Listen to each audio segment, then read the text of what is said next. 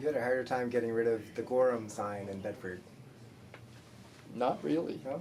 No. I thought there was a longer that was local fight real sicko. That was the new connector highway between Bedford and Sackville, and they named it Captain John Gorham Boulevard.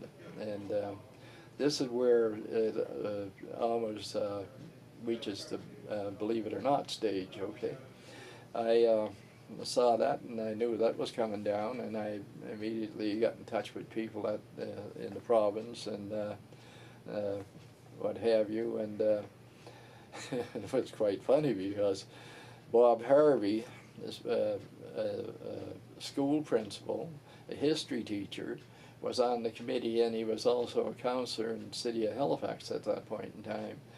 It was him and his committee that recommended that name be placed on the highway, Captain John Gorham Boulevard.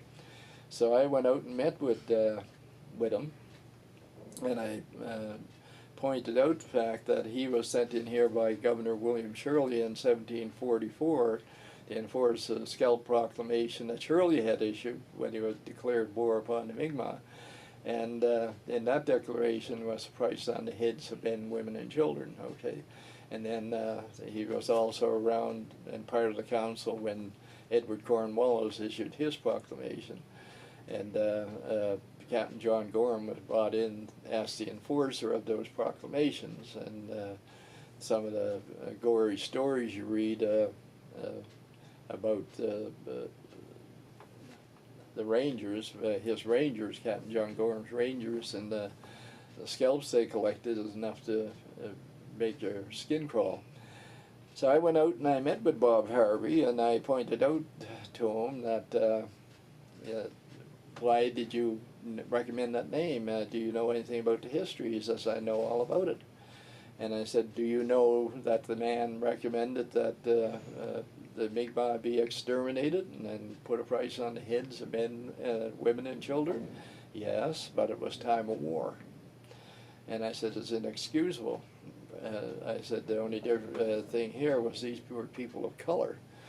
I said, do you excuse Hitler for what he did to the Jewish people? Oh God, that was a horrible crime, a horrible crime. And I said, yes. I said, to me it was a horrible crime. It was, reprehensible. No excuse for what he did. But I said, the Jewish people of Europe at that point in time were practically Caucasian.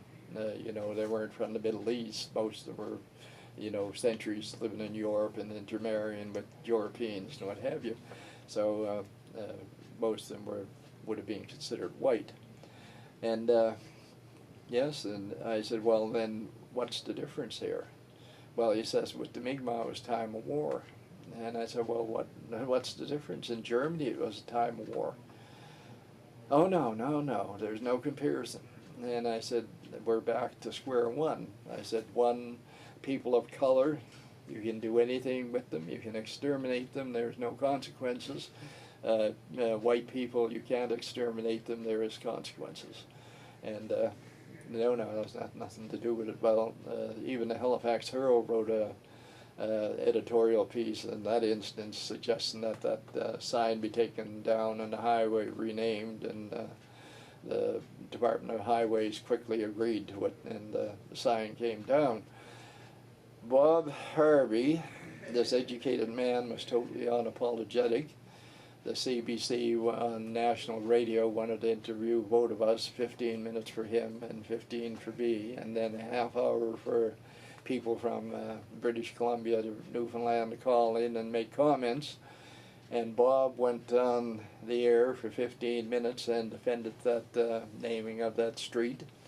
And I told my part of the story in the next 15 minutes, and for the next half hour, to their credit, the Canadians called in from every province and from the territories, and they castigated Bob Harvey with no end, but it still didn't faze him a bit. He still believed what he believed, that what Captain John Gorham did was right, and there's no wrong in it.